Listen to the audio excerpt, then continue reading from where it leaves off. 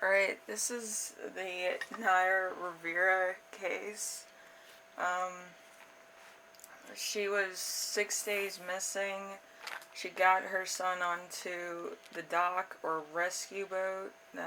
There was a little bit of conflict with that story. Now they're saying it's the pier. I'm not sure. I'm not really going to look too much into the facts right now. And the body was found drowned on July 13th, 2020 of this year. Believed to have drowned after swimming in the lake with her son, 4 years old at the time, was found with a life jacket on in a rental pontoon boat with one other life jacket. That would have been Naya's, I believe. So, anyway, we're going to go to the tarot cards, playing cards, and oracle cards. And then I think the next part we're going to do the stars and clues about what was going on. A Ten of Pentacles. Ten of Pentacles. A journey, home, hearth, prosperity, riches, security, safety, and a long family history, an inheritance. That's Ten of Cups, Ten of Cups, some place of amusement, home and hearth, serenity of a familiar place, all that comes with family and friends, someone looking out for a quarant's best interest. So they went out there based on, it was a nice day, whatever the case was. And then we have the Two of Swords, a false friend, balance in a conflict, alternatively friendship or harmony, a stalemate or a terrence. So there was some kind of aggression, conflict, communication, force, movement, or intellect. Maybe some people were like, the shoreline's a little bit rocky, or a little bit too much wind or waves, something to that effect. I feel like this wasn't ideal for being out in the water because the waves were choppy. You should never go in the water when the waves are choppy. That's an old fishing trick that my uncles taught me. If it's choppy, we should probably go on the shore and fish off the shoreline. Because flounder come up if you're near an ocean.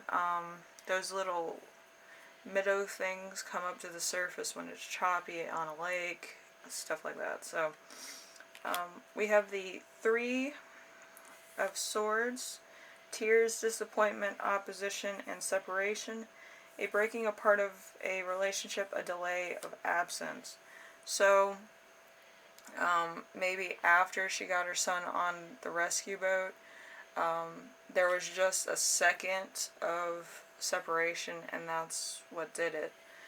She got pulled under the water in some way, shape, or fashion. So that's pretty sad. We have the Nine of Swords, disappointment, suspicion of a close friend, imprisonment, gossip, shame, timidity, a reasonable fear. So there was some kind of fear with the water, and it's like everything that day was kind of working against them. Somebody must have told them that it was too windy, but they wanted to go fishing, and she didn't want to wanted to go swimming and didn't want to disappoint her son. So they continued with their original plans of doing that. But yeah, there was a lot of warning signs, a lot of maybe people talking to them that, yeah, it's not good for boating or swimming today, whatever the case. And then we have the Angel card of Angel Memory. A knot, a loop, a maze. So there was some kind of clarification. maybe a little too late. Maybe somebody observed something odd. This would have happened before they got in the water. I don't really know the area of that lake too well, and I don't know what that lake is about, what the history of it is. But it does seem like there might have been either some tall grass or something going on there that might have been caught afoul, I feel. But yeah, it's a little bit much. So then we have the pagan cat, the King of Pentacles. A person of grace and charm, natural leadership, business abilities, intelligent, loyal, successful, courageous, punctual. And then we have the Queen of Wands, an honest, homely woman, able to cure ills of the mind, a dark woman who is very secretive, sincere, charming, capable of love and affection. There might have been a bit of a foul here. So passion, creativity, ambition, spirit, intuition, expansion. So like with Hollywood, there's a lot of things that normal people don't know about, I believe. With me doing this, I have heard, like tribal chanting almost. So I don't know if that has anything to do with anything, but it's really hurting my soul, and it hurts a lot. So I don't know if that has anything to do with it, or if there's some type of significance with the tribal chanting. But yeah, I can feel it and I can hear it. I'm not gonna say what they're saying, but it's not good. Then we have the glow from the cloud deck. The glow is a Cancer, so that's the crab. Signs of good luck. So there was probably a lot of good luck before they came here, or it could be a passing on. When you die, there's a little bit of good luck in that in some cultures. I know the Greeks kind of had like quiet worship of the underworld in some groups, but like there's some good luck in like, you know, eating a sugar skull or something like that, because it's supposed to allow you to live for like another year. That's how I figured it. I'm not Mexican, I'm Puerto Rican, and I'm kind of like touching base with Mexican culture. But yeah, usually the sugar skull is like a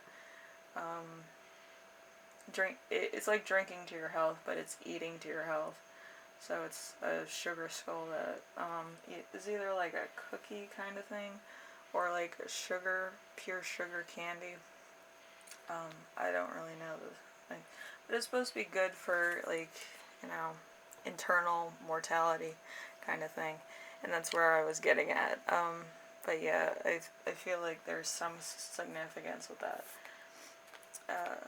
The little, it's a Scorpio thing, another water sign, a small but meaningful transformation period.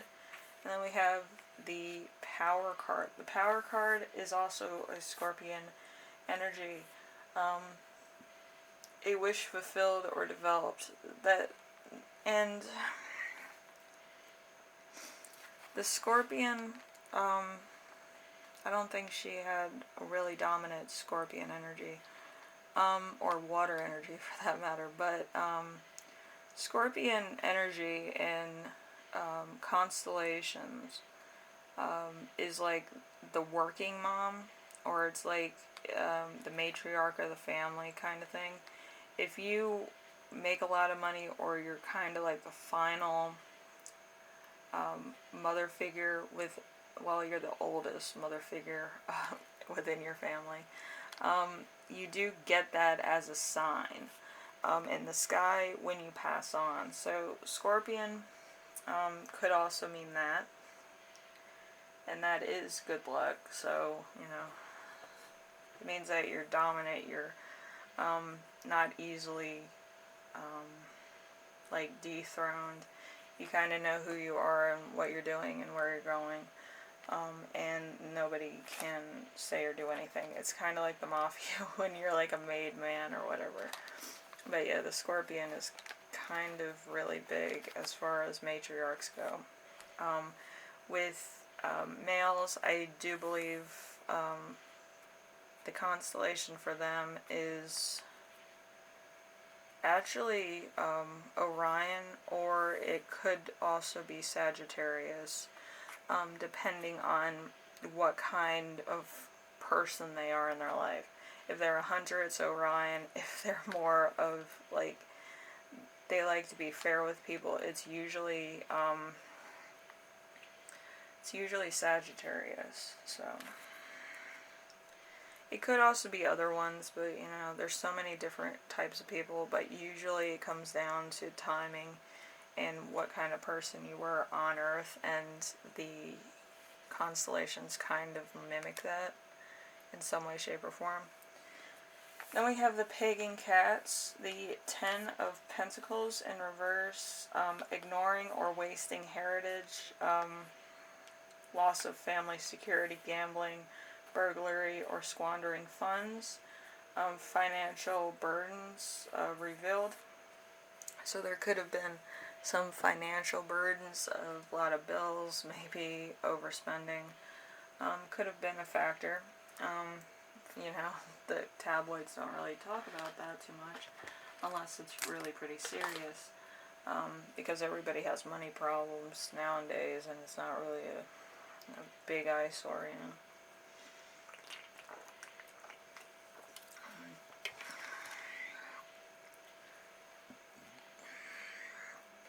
Then we have the emptiness.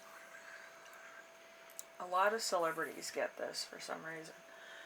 The emptiness, meditation, silence, sleep. Then we have Gabrielle, the angel of heralds, a lantern mirror, a discovery. So somebody was led to this place. It was intuition. That's why you got null. Somebody got intuition in order to look in a certain place. The heralds confirm that somebody looked a little closer, or saw a reflection in the water, a boat, some kind of indication. And then there's the angel of truth. Wine torch, a bleeding eye. So somebody did have a camera, and they probably took a picture of it to show the police when they got on the scene, or somebody knows more than they gave the police, which would be pretty ridiculous. Then we have the right eye. The right eye is wisdom, birth, intuition, and the subconscious. So there was probably a lot of bad blood around this. But like, nobody talks about like their things out in the open, and they don't talk about what's really going on in their personal lives, because the tabloids kind of turn it and make it into a way to sell papers, and they might misconstrue it, or they might like attack the person when they're trying to speak out about that kind of thing. And really, if they did speak out about it, there would be a lot of resources to aid them and help them, and maybe a lot of their fans would be like, yeah, I have problems too, but I went to here, here, and here, and be more of like an interpersonal thing where you help out your favorite celebrities with their stuff. And I think that would be pretty nice. But everybody's afraid of the Selena bit where she got too close to one of her fans and died also, so, you know, it's very touch-go there. Then we have the Angel of Silence. The Angel of Silence is a feather, a chair, a kneeling person. So there might have been somebody trying to help in some way, shape, or form. Maybe they saw the child kneeling because either he was on a boat or he was on the pier, but they keep changing the story, which I find rather odd. I feel like it was staged, but you know, that's just me. And then we have the Angel of Green. The Angel of Green is a sword, a thorny branch, or a pierced sky. So a pierced sky actually means, like, it seems like the clouds and the sky itself are kind of like in those small little circles, and it looks like it's just cascading, like a point almost. We have a lot of sprites here in North Carolina. Sprites are the clouds that actually have thunder in them, and they actually look almost like little mushrooms in the sky. And it's really scary when it starts raining because they look almost illuminated, like they're going to strike at any minute. And that's kind of what I think about when I think about a piercing sky. So, anyway, I will continue this in part 2 with the astronomy of what it was since she went missing, I believe on the 8th. She was found on the 13th. So we're going to talk about that week and how the night sky looked. And then we're going to do the final clues, letter. So some of these messages are either clues or like final words or advice or something from the deceased. So, you know, and we also had clues in the last one, I think, of Cheyenne Cusk. So, it could be anything.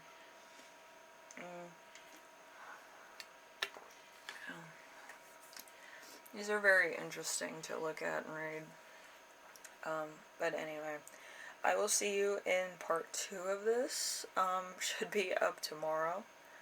And, yeah, until then, you know, keep the conspiracies going, right? I think I have 2 more, like, normal people, and then I'll get into the celebrity ones so that you can see the patterns I've been seeing. But yeah, these are always entertaining and fun for me, so what are you gonna do? Anyway, I will see you in the next video, right? Bye now.